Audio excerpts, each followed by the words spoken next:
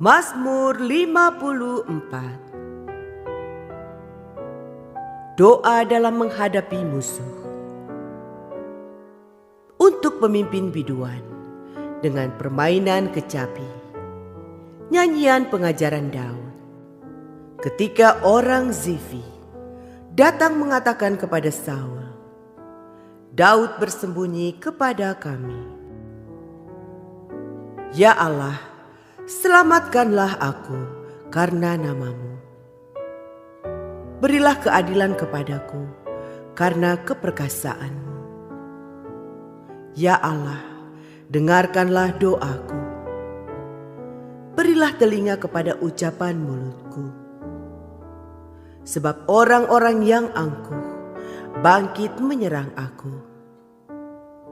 Orang-orang yang sombong ingin mencabut nyawaku. Mereka tidak memperdulikan Allah. Sesungguhnya Allah adalah penolongku. Tuhanlah yang menopang aku. Biarlah kejahatan itu berbalik kepada seteru-seteruku. Binasakanlah mereka karena kesetiaanmu. Dengan rela hati, aku akan mempersembahkan korban kepadamu. Bersyukur sebab namamu baik, ya Tuhan. Sebab ia melepaskan aku dari segala kesesakan, dan mataku memandangi musuhku. Shalom Bapak Ibu Saudara.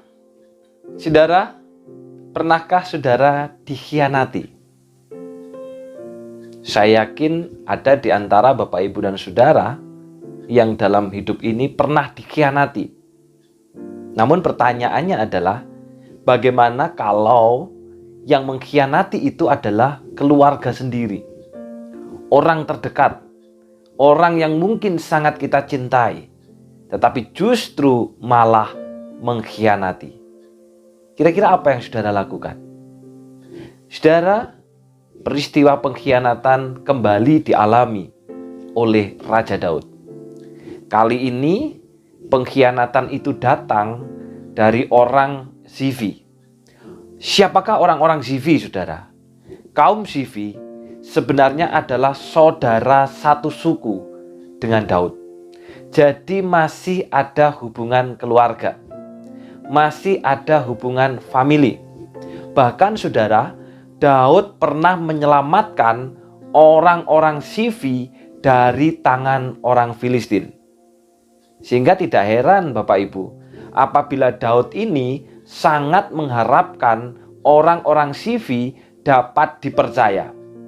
Dan diharapkan dapat memberikan perlindungan kepadanya dari kejaran Raja Saul. Kenapa saudara?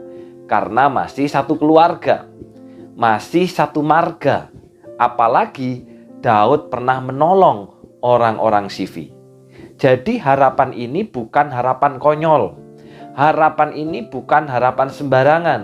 Tetapi harapan karena orang Zifi masih memiliki ikatan keluarga dan pernah diselamatkan oleh Daud. Namun apa yang terjadi saudara? Dalam Mazmur 54 ayat 2 dikatakan, orang Zifi datang mengatakan kepada Saul, Daud bersembunyi kepada kami.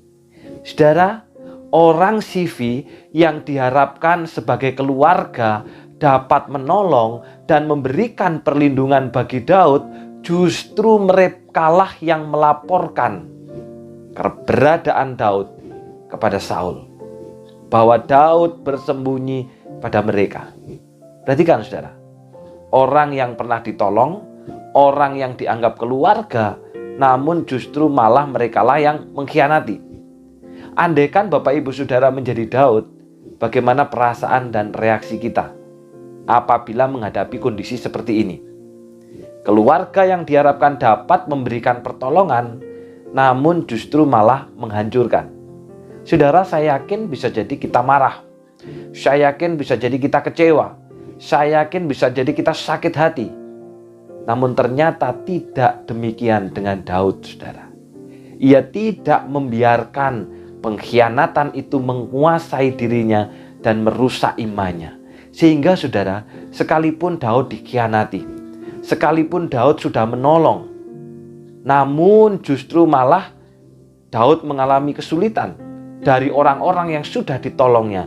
Dalam Mazmur 54 ayat yang ke-6, Daud berkata, "Tetapi Allah adalah penolongku, Tuhan adalah pembelaku."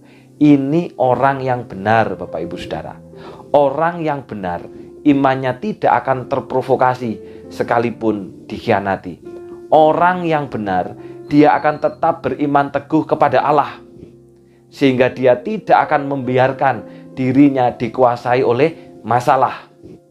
Orang yang benar akan tetap mengimani Allah yang adil, Allah yang berkuasa, Allah yang akan maju membelanya, sekalipun keluarga yang diharapkan telah melakukan pengkhianatan.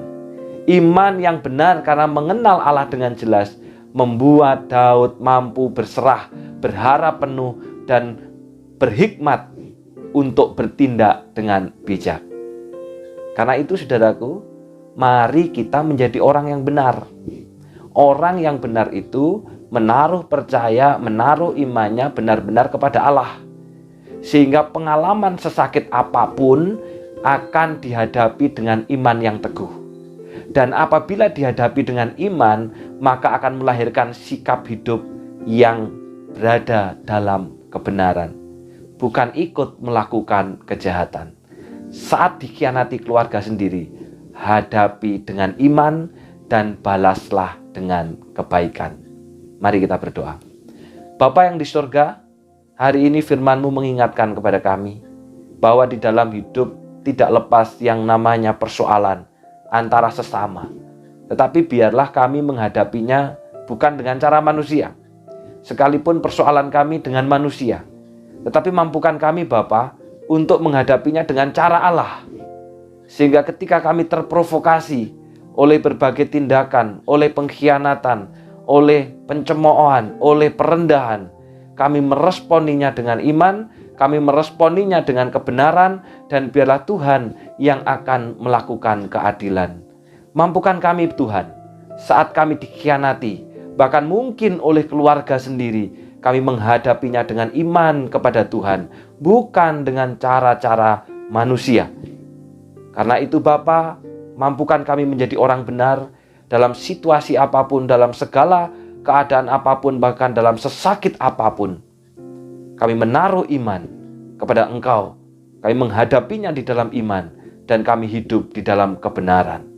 Terima kasih Bapa, secara khusus berdoa untuk saudara kami, Paulus Wijaya, yang hari ini berulang tahun, bertambah usia di dalam kemurahan Tuhan.